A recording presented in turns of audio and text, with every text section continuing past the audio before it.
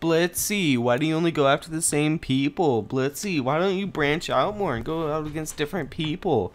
Blitzy, why don't you do this? Blitzy, why don't you go out against Xbox One people and only PS4 fanboys? You know what? No, I'm going to be breaking all those stereotypes today. Today, we're going after my squeaky chair.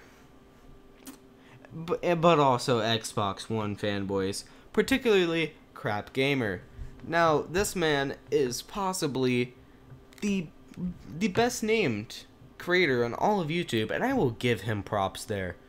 His name is very appropriate, as in this gameplay snippet that I'm showing you as of right now, you can see that this man, let's just say, has trouble aiming. He has trouble killing a Mercy. Let's let that sink in for a second.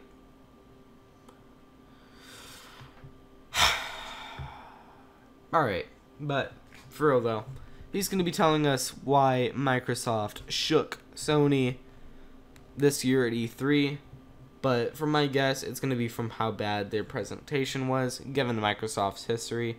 So let's actually look into it, I guess. I mean, hey, I have nothing better to do. You have nothing better to do. Let's do it.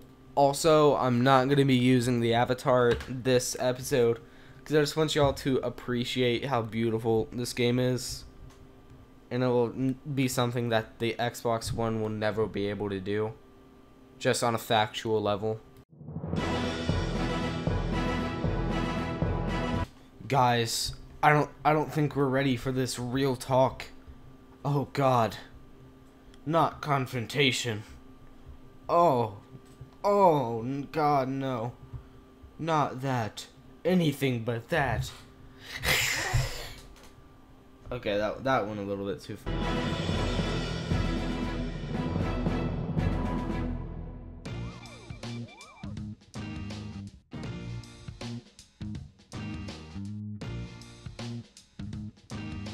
You do realize you can edit out that huge, like, 5 seconds of silence, right? No? Yeah? Maybe? Yeah, but you choose not to? No, you didn't know that? Because I noticed this is a trend among your videos. They start out with a moment of silence to respect the country, I guess. I don't know. But when it becomes a trend, you know? Some of the things we see Microsoft do kind of make you scratch your head, and some of the things just say, hey, you know what, they might be onto some things there. And this is one of those things that kind of is along that line, right? I'm really like, this would be very interesting to see how things play out if this is absolutely true. Now, keep in mind that what we're talking about is just based off of a screenshot, and so those can be faked. Anybody that doesn't know, I mean, there's screenshots of everything out there and anything, so take it with a grain of salt. What's up, everybody? CrapGamer here with CrapGamer Reviews, back with another video. Thank you guys for checking it out. I certainly do appreciate it. It means a lot to me. It would also mean a lot to me if you hit that like and subscribe button, as it helps out the channel tremendously, and it would mean a lot to me personally. I put so much content out, and just to know that you guys are there throwing likes at it or whatever means a lot, so thank you guys so much. Now, what am I talking about? Of course, well, this screenshot shows Forza Motorsport 7, and it has an option to rent the game for a certain amount of time for some money. Now, I know what you might be thinking. Well, don't they already have Game Pass? Yes, but Game Pass is a very kind of absolute thing. Well, that is a cool feature, and I would love to see it implemented elsewhere, such as, I don't know, rent Tomb Raider for, or maybe like you can rent like temporarily, like every day on Steam you can rent a different game. That'd be cool. Yeah, you can have a game for a day. Like one day it'll give you Battlefield 4, and the other day it'll give you, I don't know, Black Ops 2. That'd be cool, actually. That's a good idea on Microsoft's part. They've been cleaning up their image lately. I've been thinking more highly of them. They're turning into a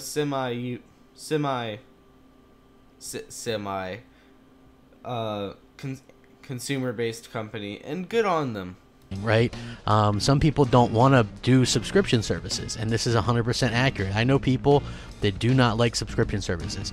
I personally, even with Xbox Live, I'm so caught up to Xbox Live, I think I'm good till like 2021 or something like that. So I like to pay for the things in advance. Like the thing is, why we as PC gamers get mad at this is that you shouldn't have to pay for stuff like that. I mean, yeah, it's good to have it paid up and ready to go, but you shouldn't have to pay $60 a year to enjoy your games. That's messed up in every single meaning of the word. I mean, okay, you buy I don't know, the next Battlefield when it comes out, right? You buy Far Cry 5. You buy it for full price. You want to play it with your friends because it's a fun game and your friends have it. And so, why not combine the two? But oh wait! You didn't pay for gold this year, or this month, or this week. Oops, look like so you don't get to play with your friends. Whoopsie. could pay for Amazon Prime month to month, but I would much rather just pay for the year up front and have it taken care of, right? I don't like paying constantly every month, having money deducted out of my account. That's not the type of person that I am. There's other people like this. So imagine you might not be interested in that, Game Pass and ongoing subscription, but there might be a game that you want to try. And so for, a handful of bucks, you can try it out for a couple weeks or whatever. I think that's just another option, if this is true, that absolutely is consumer friendly and genius on every possible level. And I think that Microsoft understands that, and they're trying to get people as many options as possible. And what's interesting is now renting games is something I could see third parties being on board for, right? They get a clear-cut piece of the pie or whatever, and that's something that they don't get with game rental services right now. So Microsoft could have something like a rental service that actually would allow third parties day and date, as opposed to Game Pass, by the way. But the thing is here, they're not gonna. You see, whenever a game is rented out, whenever a game is gifted to someone or bought used, that is not an entirely new key of that game being put out into the market. That is the reselling of that key. Now, what this does is allows for people to sell it at a discounted price, since they no longer have to give any of the money to developers. They don't have to give it any. I mean, they should have to, but they won't, and they don't have to. I mean, more money, right? But the problem with this system is game developers who want to get people into the game, or hardware developers even, their customers will go into a GameStop or your local game store and say, I want to buy this Nintendo Switch. Oh, we have a used one here for $270, and they'll jump on that deal. I know I jumped on that deal because, hey, $30 off. I mean, you can't beat that. And that's the problem with these used games. I know in theory, it's like communism. In theory it'll work, but in practice, not really. Because in theory, these game developers should be getting their money. But in reality, they're not, and they never will. Which probably won't get any big third parties day and date. So, I mean, I doubt you'd see an Activision or Call of Duty or, Destiny or EA games in here, but you could see something in there day and date for rental. And I think this could be a true game changer when you throw in the fact that Microsoft has things like Game Pass, and, they could have this rental service. They already do, like, free play weekends often with games. So I could imagine, people would really be willing to go in there and try this out. This has unlimited potential.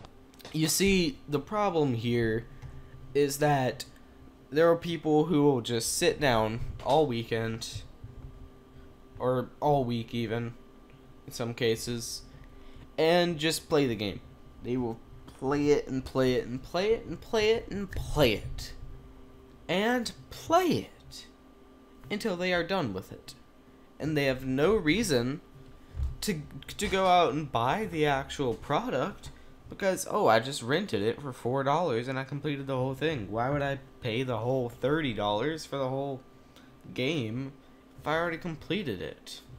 I mean, you gotta think about everybody in this situation, not just people like yourself who might game 1 to 3 hours a day. You gotta think of people like me or a lot of other people who will game pretty much from the moment they get home until the moment they go to bed because it's their primary source of entertainment. But either way, that's about it for this video. And while on some levels I do agree with him, I don't really agree with him that this will work out. I mean, he makes some okay points, but he sort of overgeneralizes the population in this video, leading to some mixing up in what he's saying, I guess. And the video sort of trails off and loses its meaning towards the end. But still, it's a lot better than a JTech video, so hey, I give it a pass. But either way, if you like this video, you want to see more like it, go down, leave a like while down there, might as well subscribe, and I'll see you guys in the next video. Peace.